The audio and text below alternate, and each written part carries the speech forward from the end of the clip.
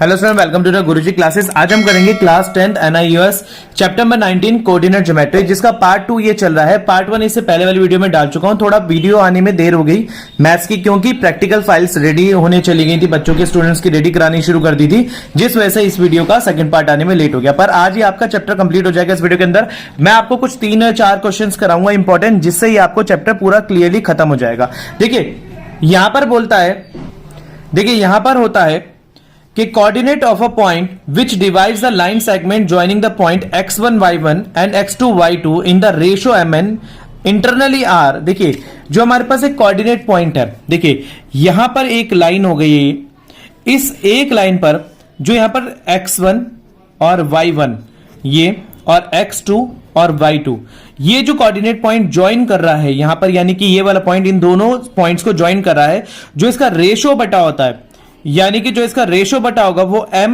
और n इन दो के रेशियो में बटा होगा।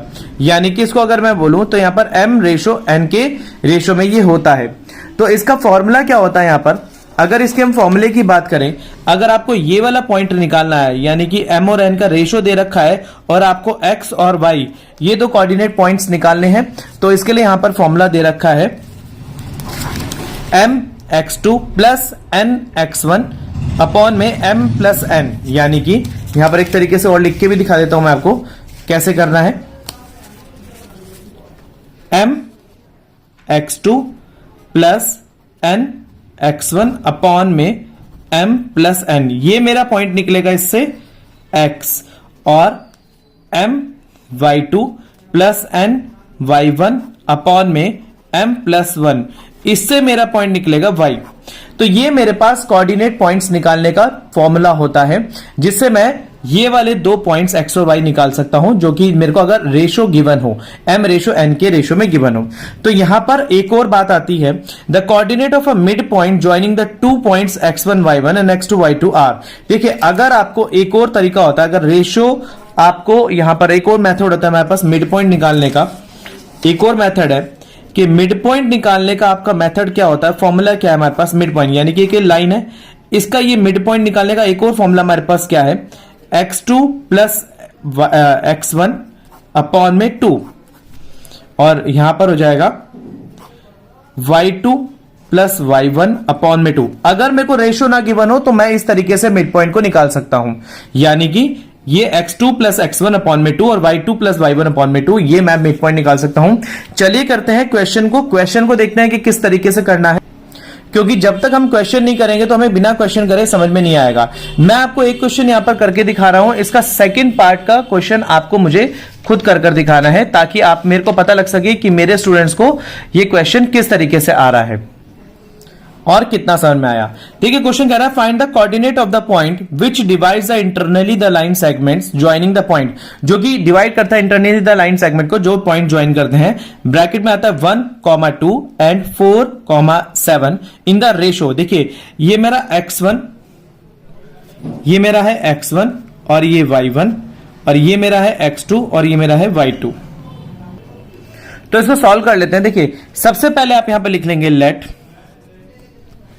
सबसे पहले फर्स्ट का ए, ये मैं इसका ए पार्ट कर रहा हूं, लेट ए मेरा है 1, माइनस का 2, सॉरी यहां पर मैंने गलत कर दिया, यहां पर ये माइनस का 2 है, माइनस का 2, 1, माइनस का 2 एंड बी मेरा पास है 4, 7 आर गिवन पॉइंट्स। तो यहां पर जो पॉइंट्स हैं ये मेरे दिए हुए पॉइंट है, और मान लेते कि लेट p x और y, यानी कि जो बीच का पॉइंट है, देखिए ये अगर मैं एक लाइन सेगमेंट बना लूं और ये मेरा a है और ये मेरा b है, जिसके मेरे को पॉइंट्स दे रखे हैं यहां पर 1 और -2 और 4 और 7, ये मेरे पॉइंट है। और इसमें ये पॉइंट जो p है ये मुझे निकालना है, जो कि है x और y।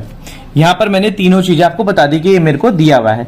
तो मेरे पास x और y को जो कि है रेशो कौन से में डिवाइड हो रहा है, 1:2 में, यानी कि इसका रेशो आ रहा है 1 और 2 में, यानी कि इतना वाला पार्ट 1 और इतना वाला पार्ट 2, तो 1:2 में ये डिवाइड हो रहा है।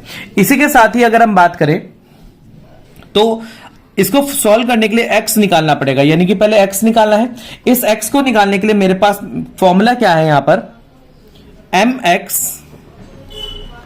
2 प्लस n x1 अपॉन में m प्लस n। देखिए ये मेरा x निकालने का है, तो 1 इंटू 4 प्लस 2 इंटू 1 अपॉन में, जो कि m मेरे को गिवन है यहां पर 1, यानी कि ये मेरा m है और ये मेरा n है, ये मेरा n है। m x1 यानी कि x1 y1 x2 y2।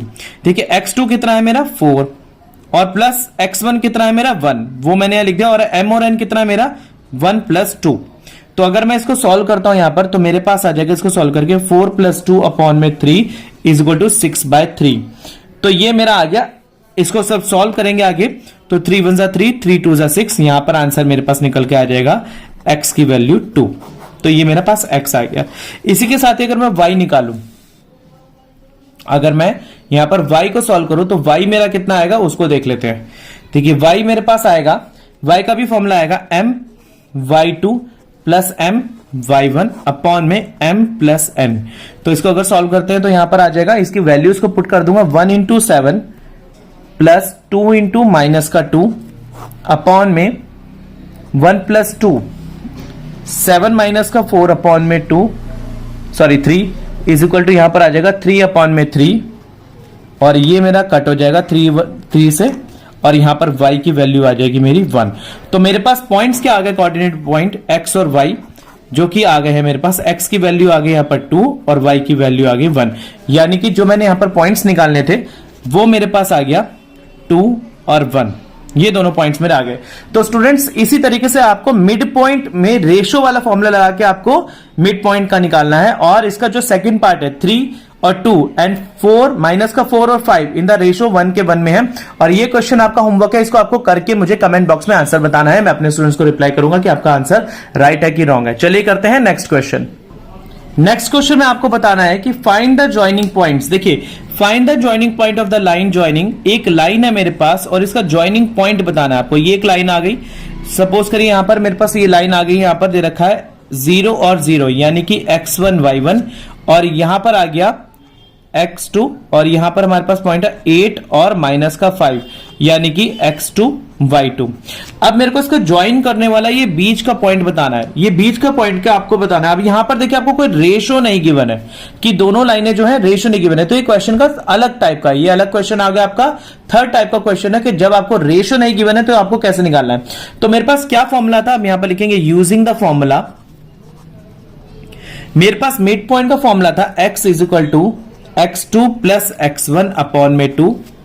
तो यानी कि x2 मेरे पास x2 क्या है, मेरे पास x2 है 8, और x1 क्या है, मेरे पास x1 है 0, और y2 क्या है मेरे पास माइनस का 5, और y1 क्या है मेरे पास 0।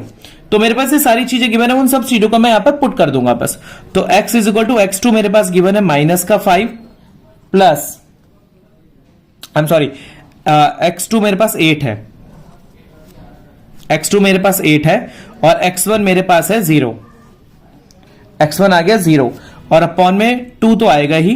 तो इसको जब आप सॉल्व करेंगे तो माइनस का यहां पर हो जाएगा माइनस प्लस माइनस, और सॉरी 8 माइनस का नहीं है, यहां पर 8 प्लस का ही है, और 8 आ जाएगा, यहां पर 2 आ जाएगा, 2 से 8 कैंसिल हो गया, 4 आया, तो x की वैल्यू मेरे पास 4 आ गई है। इसी के साथ ही अगर मैं y निकालूंगा तो y का मेरे पास फॉर्मूला होता है यहां पर y2 प्लस y1 अपॉन में 2। y2 की वैल्यू है मेरे पास माइनस का 5, और y1 की वैल्यू है मेरे पास 0 अपॉन में 2। तो यहां पर आ जाएगा मेरे पास माइनस का 5 अपॉन में 2। तो यानी कि x मेरे पास आ गया, यहां पर आपके पास 2 पॉइंट x और y क्या निकल कर आते हैं, हमारे पास 2 पॉइंट x और y निकल के आ जाएंगे 2, माइनस का 5 अपॉन में 2। तो 2 पॉइंट्स मेरे पास ये निकल कर आ गए, ये मेरा आंसर हो गया। तो ये मेरा थर्ड टाइप का क्वेश्चन यहां पर बनता है। चलिए करते हैं लास्ट क्वेश्चन जो कि इस एक्सरसाइज से बनकर आता है, और इसी के साथ ही आपका चैप्टर कंप्लीट हो जाता है। आपको यही फॉर्मूले बस यूज करने हैं, ज्यादा से ज्यादा क्वेश्चंस मैथ्स की प्रैक्टिस करिएगा। मैं आपको डेली प्रैक्टिस पेपर भी अपने पास सेंड करूंगा। तो स्टूडेंट इसी के साथ ही यहां पर ये एक्सरसाइज खत्म होती है, और मैंने सारे आपको इंपॉर्टेंट क्वेश्चंस करा दिए। आशा करता हूं आपको ये चैप्टर अच्छे से समझ में आया होगा, और इसके बाद मैं नेक्स्ट ज्योमेट्री का चैप्टर कराऊंगा आपको। अगर आपने मेरे चैनल पर लाइक शेयर सब्सक्राइब नहीं करा तो प्लीज कर लीजिए। मिलते हैं अगली वीडियो में, तब तक के लिए धन्यवाद।